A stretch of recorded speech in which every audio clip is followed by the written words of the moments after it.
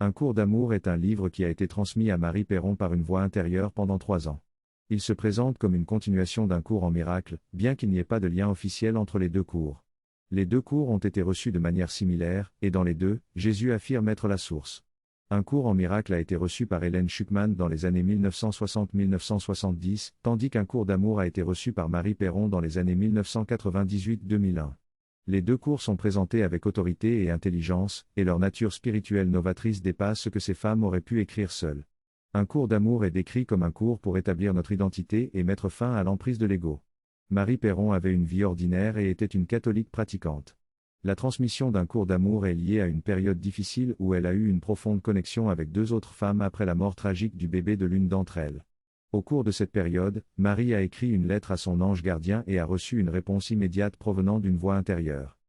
Marie a commencé à recevoir des messages d'une entité se présentant comme un ange nommé Paix. Elle a partagé cette communication dans le livre The Grace Trilogy. Plus tard, elle a découvert un cours en miracle et a été captivée par sa lecture. Après 2 ans de préparation, elle a commencé à entendre la voix de Jésus et a passé 3 ans à recevoir les messages qui ont donné naissance à 3 livres. En 2001, elle a publié le premier livre, Un cours d'amour, mais a choisi de se retirer de la vie publique.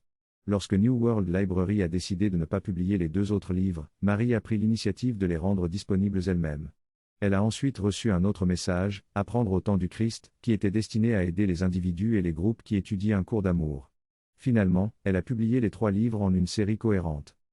Ce texte introduit un cours intitulé Un cours d'amour, écrit par Marie Perron.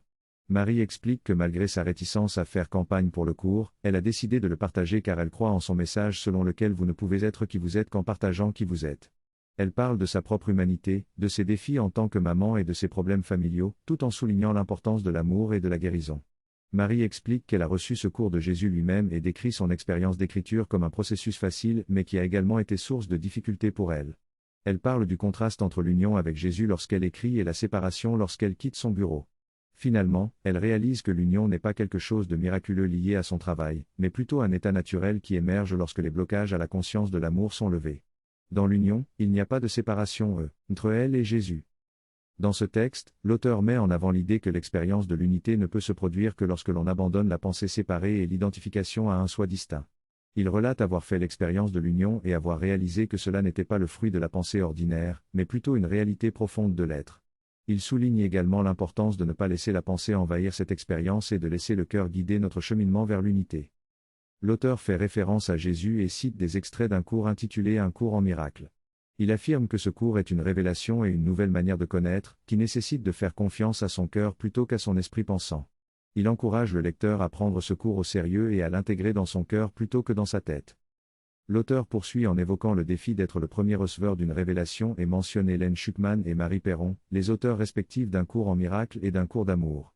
Il souligne leur engagement pour préserver l'intégrité des textes et leur reconnaissance du don précieux qu'elles ont reçu. Enfin, l'auteur aborde la relation entre un cours en miracle et un cours d'amour, affirmant que ce dernier complète le premier et offre une nouvelle voie de compréhension et d'expérience. Il mentionne que bien que la familiarité avec un cours en miracle puisse être utile, il est important de reconnaître la continuité et l'authenticité d'un cours d'amour en tant que nouvelle révélation. Dans cette synthèse, il est affirmé qu'un cours d'amour est un ouvrage complet en soi, indépendamment de sa dimension spirituelle ou religieuse. Malgré son relatif manque de visibilité, il a suscité un intérêt clandestin et a même été traduit dans plusieurs langues étrangères. Le moment est maintenant venu de le mettre en lumière, car de nombreuses personnes aspirent à une connexion profonde avec leur cœur et à être réellement elles-mêmes. Ce livre est décrit comme différent des autres textes spirituels, avec des mots qui pénètrent le cœur et comblent le fossé entre l'esprit et le cœur.